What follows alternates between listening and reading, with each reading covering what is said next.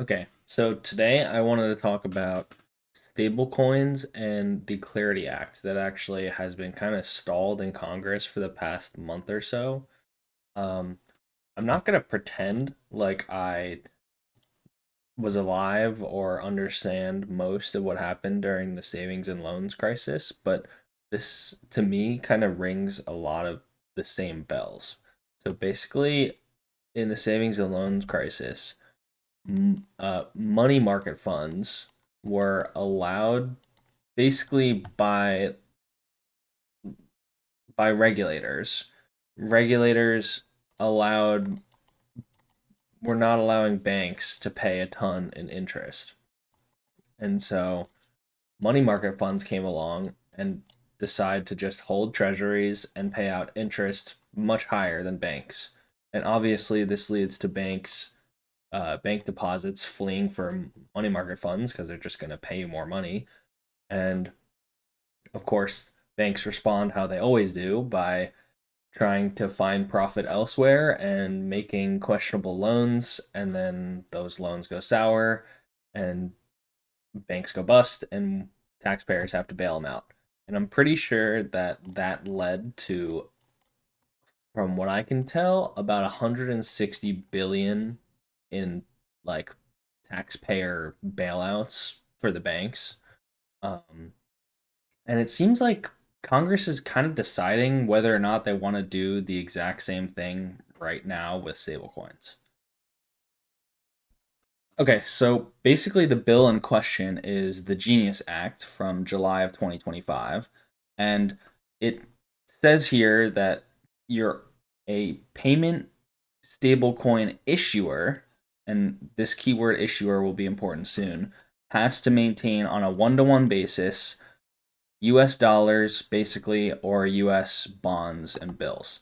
So you have to be backed one to one for every $1 in USD circle. You have to have $1 or $1 in bills. Makes kind of sense.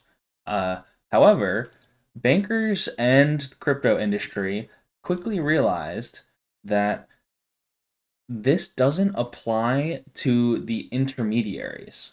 So Circle can't issue directly to you, but if we add a sneaky middle layer like a crypto affiliate like say Coinbase, Circle partners with Coinbase and then Coinbase just gives you those rewards and it's pretty much the exact same, it's just a workaround.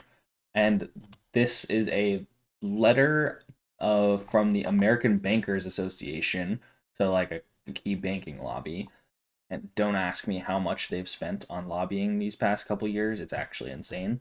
But it says that there's a loophole, and they're basically telling the Senate, please close this affiliate loophole.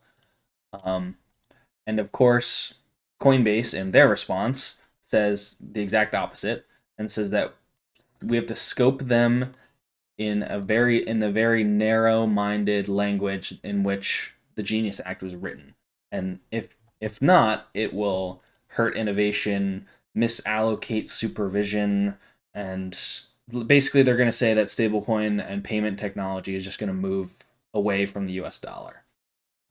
But and and so this basically leads to where we are now, which is the Clarity Act.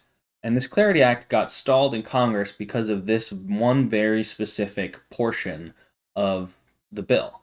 Because it's supposed to be a general crypto market structure bill where it'll uh, tell you who's regulating the industry, what's allowed, what's not allowed, kind of guardrails in which crypto service firms uh, can interact with the financial system.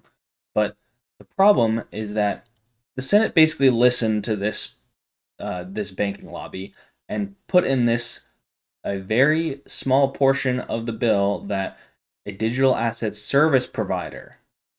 So now this is not just a an issuer. It is also a service provider. So that workaround with Coinbase, they basically cut that off, and so crypto's basically pissed, and so this got stalled because a lot of the crypto industry lobbyers kind of said, we're backing out, we're not supporting this bill anymore. And so the real question is, why do the banks even really care? Well, this is a U.S. Treasury, Department of the Treasury kind of, I don't know, it talks about the impact of stablecoins on the future of banking and finance in the economy. And what's important here is that there are 6.6 billion. You see this kind of trend, this like purple square looking thing.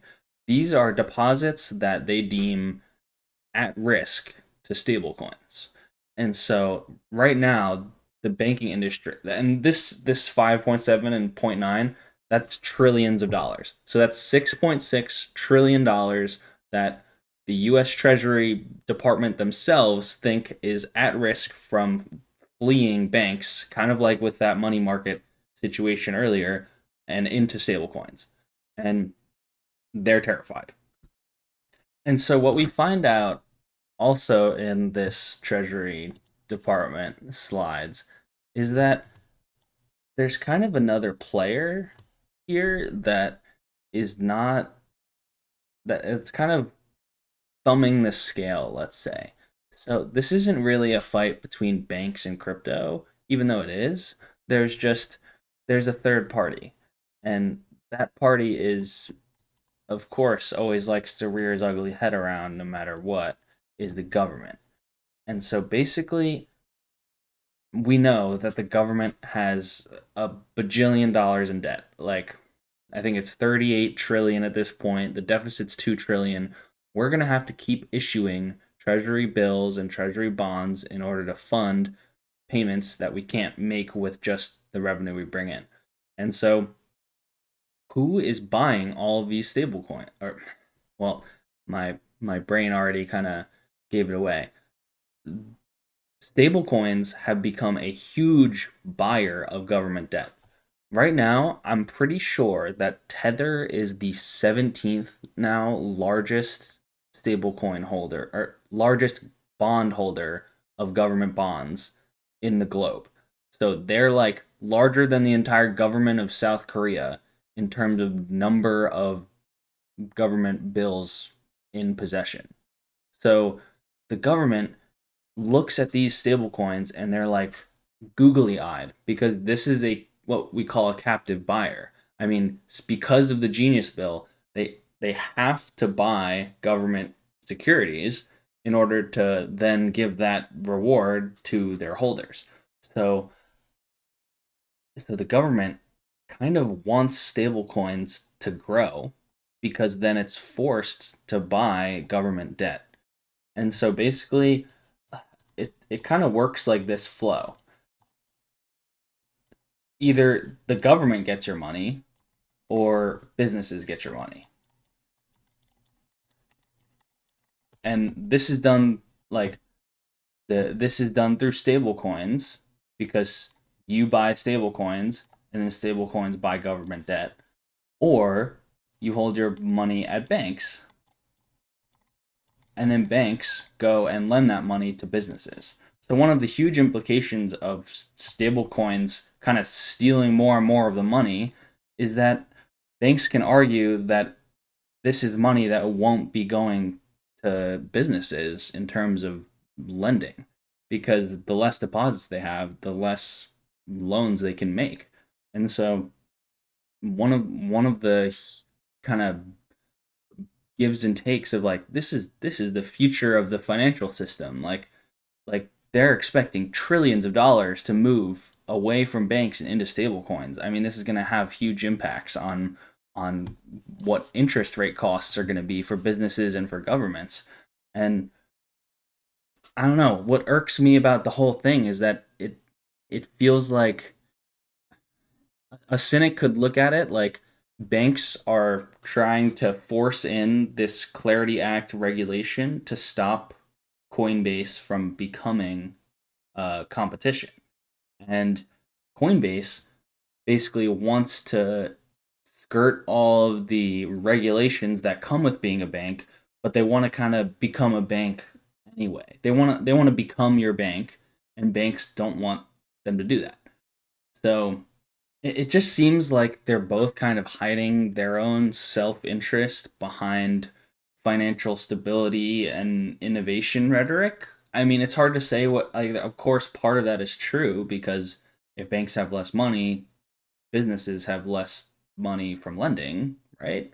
Or it's just tough because it feels like no one is really asking what should the structure of this whole money and credit system be. It's more like crypto has lobbyists, banks have lobbyists, and whoever's got the better lawyers wins. I mean, like, you know who doesn't have lobbyists? The small businesses that might pay higher interest rates, or the customers. I mean, one of the big things that stablecoins don't have FDIC protection. So consumers who are losing this protection, but like in search of more interest, they don't have any lobbyists. So it just seems like I don't know. I don't know if stablecoins should be allowed to pay rewards or if affiliates should be associated in that or not. But I just feel like this decision shouldn't be made based on who has the better lawyers.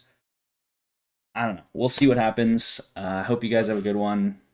Hopefully, be doing these videos at least weekly. So hold me to it. Thank you.